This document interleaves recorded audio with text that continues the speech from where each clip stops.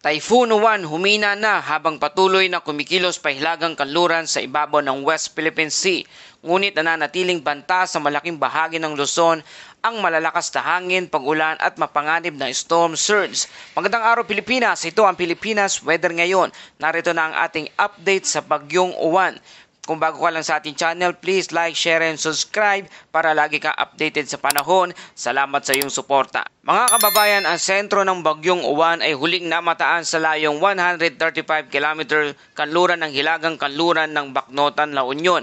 May maximum sustained winds ito na 130 km kada oras malapit sa gitna at may pagbugso hanggang 160 km per hour.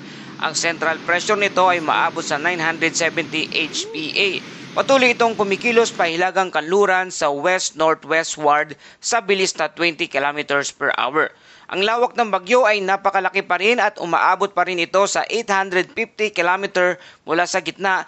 Ang lakas ng hangin ay na may lakas hanggang typhoon force. At dahil dyan, nakataas pa rin ang ating tropical cyclone wind signal number 3 na may storm force wind na umaabot sa 89 to 117 km per hour na moderate to significant threat to life and property sa lugar ng Ilocos Sur, the northern and central portion of La Union, the northwestern portion of Pangasinan.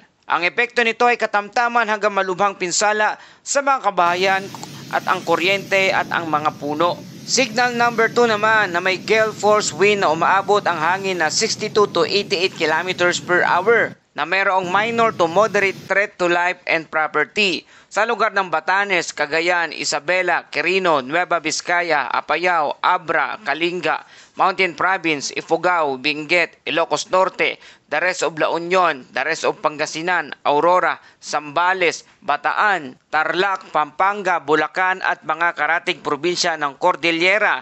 Ang epekto nito ay minor hanggang moderate threat sa buhay at ari-arian. Samantala, signal number 1 naman na mayroong strong winds na umaabot sa 39 to 61 km per hour na mayroong minimal to minor threat to life and property sa lugar ng Metro Manila, Cavite, Laguna, Batangas, Rizal, Quezon, including Polillo Island, Oriental Mindoro, Occidental Mindoro, Marinduque, Romblon, the northern portion of Palawan including Calamian and Cuyo Island.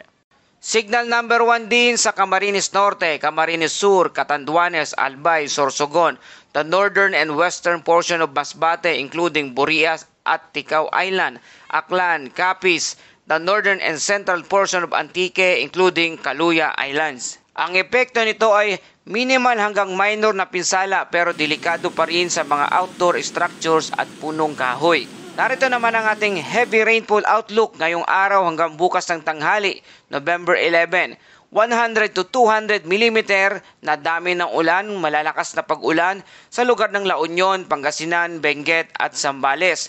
50 to 100 mm naman katamtaman hanggang malalakas na pag-ulan sa Ilocos Norte, Ilocos Sur, Apayao, Abra, Kalinga, Mountain Province, Ifugao, Batanes, Cagayan, Isabela, Quirino, Nueva Vizcaya, Bataan, Tarlac, Pampanga, Bulacan, Nueva Ecija, Aurora, Metro Manila, Cavite, Batangas, Rizal at Occidental Mindoro. Mas mataas pa ang posibleng ulan sa mga bulubunduking lugar.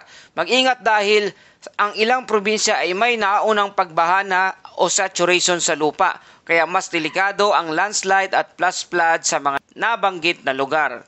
Mga kababayan, ang storm surge at coastal flooding ay aabot sa higit 3 metro ang taas na alon at ang storm surge sa mga baybayin ng Ilocos Region, Central Luzon, Metro Manila at Calabarzon.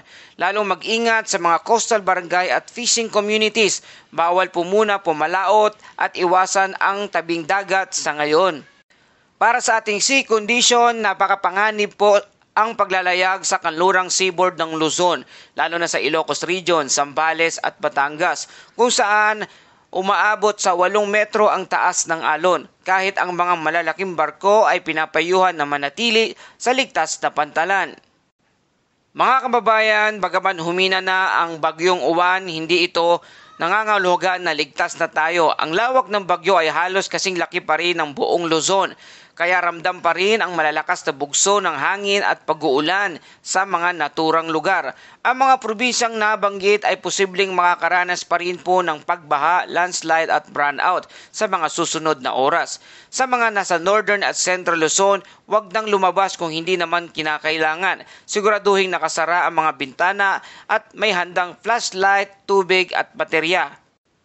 Kung matatandaan po natin, halos kaparehas ang ruta ng tinatahak noong Typhoon Lawin o Typhoon Haima noong 2016, isa sa pinakamalalakas na bagyong tumama sa Northern Luzon. Kaya sinasabi ng Pag-asa, mahalaga ang patuloy na pagmonitor dahil kahit humihina na, maari pa ring magdulot ng matitinding pinsala ang ulan at storm surge na dala ng Typhoon Uwan. Kaya narito ang ating patuloy na safety reminders para sa ating mga kababayan. Una, iwasan ang paglalakad o pagmamaneho sa baha. Alamin ang pinakamalapit na evacuation center. I-unplug ang mga appliances kapag bumabaha. Huwag lumapit sa mga baybayin o dalampasigan. Makinig lamang sa opisyal na abiso ng Local Government Unit o LGU at ang Pag-asa update. At para sa ating Bible verse of the day mula sa Psalms 107 verse 29, He stilled the storm to a whisper. The waves of the sea were hushed. Paalala sa atin na sa kabila ng unos, may Diyos na kayang magpatahimik ng bagyo. Literal mo nito o spiritual. Nagpapasalamat tayo sa ating Panginoon sa kanyang pagtugon sa ating mga panalangin. Narito ang ating kabuang ulat. Sa araw na ito, ang bagyong Uwan ay humina, ngunit nananatiling malakas at mapanganib pa rin sa mga lugar na nabanggit at sa buong Luzon. Heavy rain sa Northern at Central Luzon. Storm surge at high waves sa Western Seaboard. Strong to storm force winds sa mga lugar na nasa ilalim ng Signal Number 2, Signal Number 3 at Signal Number 1. Patuloy na magbantay sa mga susunod na update dito sa ating channel. Mga kababayan, salamat po sa inyong patuloy na pagtutok at pagtangkilik dito sa ating channel, Pilipinas Weather Ngayon. Para lagi kayong updated sa panahon, please like, share, and subscribe. Salamat sa inyong suporta. Ito ang Pilipinas Weather Ngayon na lagi nagpapaalala, maghihanda, maghiligtas, mag-alerto. Ingat tayong lahat.